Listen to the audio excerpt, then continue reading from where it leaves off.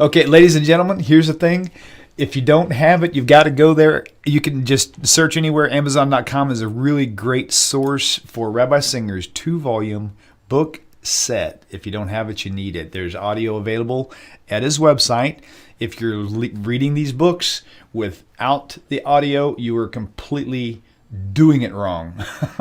That's my new line. You're doing it wrong. That wasn't the way it was intended, but trust me, man. When you come up with a great idea, you have to do it the new way. You can't do it the old way. The new way is listen to the audio with the books. If you're not, you're totally missing out. So we'll take this first caller. Caller, welcome to the show. Thank you for, where's my button at? I don't want to cover you up. Got to get Rabbi's handsome face back on screen again. There we go. Please tell us your name and where you're calling from. My name is Eugenia. I'm calling from Montreal. Hi, Virginia. How are you? Welcome to the show. It's Eugenia, not Virginia. Oh, Eugenia, I'm sorry.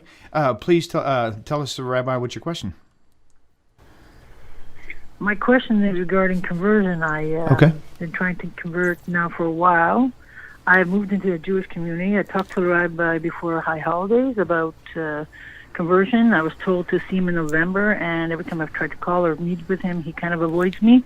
Trying to figure out what I should do. Ah, interesting. Okay. So, Rabbi, I guess you got this one. Thank you so much for calling in. This will be a good one to listen into. Thank you. Thank you. I can't tell you how happy, how delighted, how grateful I am that you folk called in, because as it turns out, I receive many emails each day. And quite a few of them go along the lines of what you're asking. I want you to listen very carefully to me. People who wish to convert to Judaism. Now, Judaism is not a proselytizing religion, but a person who wishes to convert to Judaism can.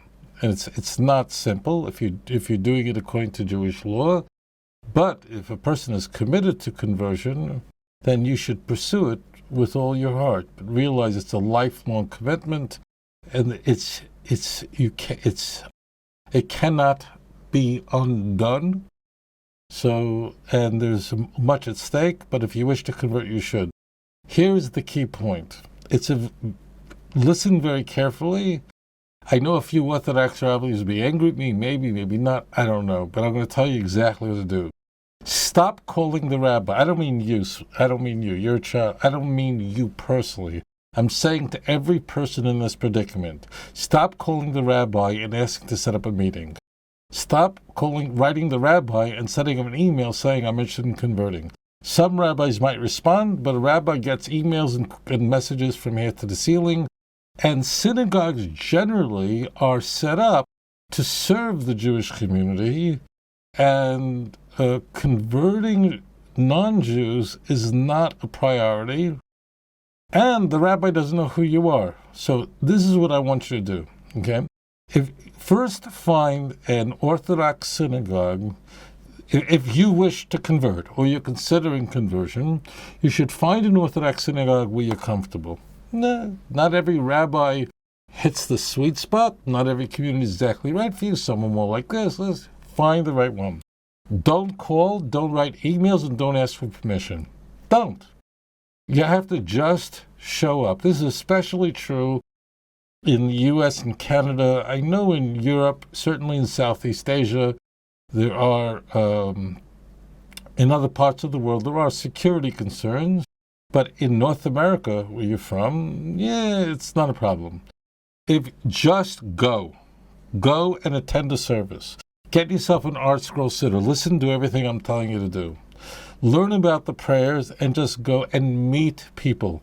You don't have to go, hello, with a big sign on your head, hi, I'm not Jewish. Don't have to do that. Just come. Just enjoy the services. Go to a Torah class that's offered during the week. Then, at some point, walk over to the rabbi when you have the chance and introduce yourself to him. He doesn't know. And then, if you meet him in the synagogue, nobody's going to ask you to leave. I know people think this way, but it's not true. Jews are very polite. They don't want anyone to leave. So once the rabbi meets you firsthand and you introduce yourself, how do you do? And say, just tell them whatever it is. I'm not telling you what to say, that you enjoy the service, so on, and that you are very seriously considering converting to Judaism. But the rabbi's already seen you. He's seen you attending a class. So then you're coming in with it's a whole different thing. He knows who you are. You're not just some email.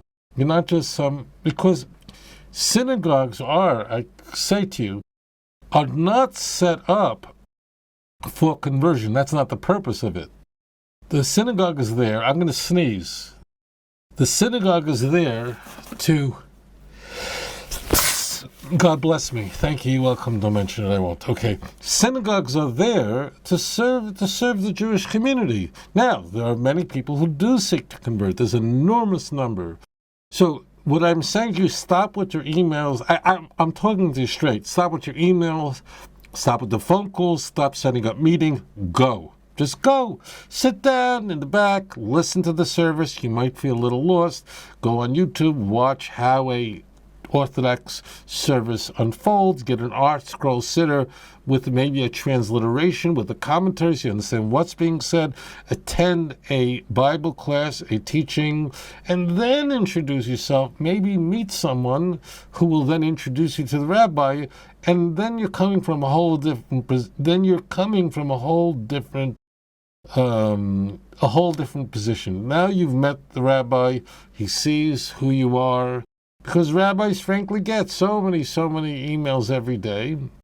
And also rabbis meet people all the time that express a desire to convert to Judaism, and then they sort of disappear 6 months later because, keeping the commandments are a little challenging, a little difficult. So that's what I recommend you do. And then, of course, pray to Hashem for guidance, for wisdom and understanding.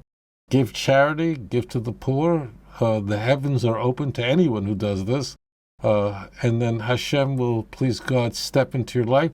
The rabbi may try to say, what do you need to convert for? That's his job. But that's not your business. Your business is, if you feel compelled to convert to Judaism, recognize you're going to need to live within walking distance of whichever synagogue you're converting with. Your job is just to press ahead and ensure that you're aware of the full scope of commitment that's necessary to become a true convert to the Jewish faith. Thank you so much for calling in, and may Hashem continue to guide you. Yeah, that's a great point, because all the stories that I hear of anybody in that sort of a circle is always been so incredibly busy with other things that there's no possibility of them having any extra time. I mean, when they do, it's like pulling teeth. I mean, you really, it's just weird. I mean, look at your situation now with what you do right now. I mean, for anybody to even find time with you on the side is man, it's going to be tough.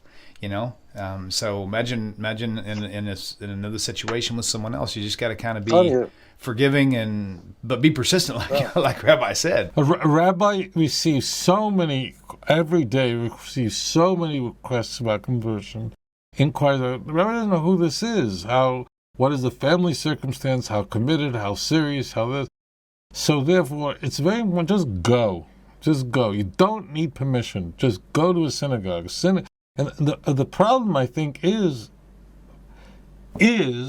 that former Christians think that what they are told in the Gospels, that Gentiles are second-class citizens, they're like dogs who eat from the crumbs that fall from the master's table, that non-Jews are second-class citizens somehow and are only made one through believing in Jesus, Galatians 3. So when they leave Christianity, they bring with them, if you be offended, please don't, but I know you want to straight. They bring with them the culture of Christianity. They somehow Jews are, you're a guy, go away. Don't think that way, go. No one, it's not real. Doesn't mean there isn't one rabbi who's not friendly. There isn't. But the 99%, they're going to be very friendly. But they want to kind of meet you first and see you first, and then they get a feel for it, and then they realize that you're very serious about this. Okay, because the biggest fear a rabbi has is that a person would convert, and then a year later they would decide that they want to be, that they want to do something else, and that's a serious problem because it can't be undone. אדון עולם אשר מלך בטרם כל יציר נברא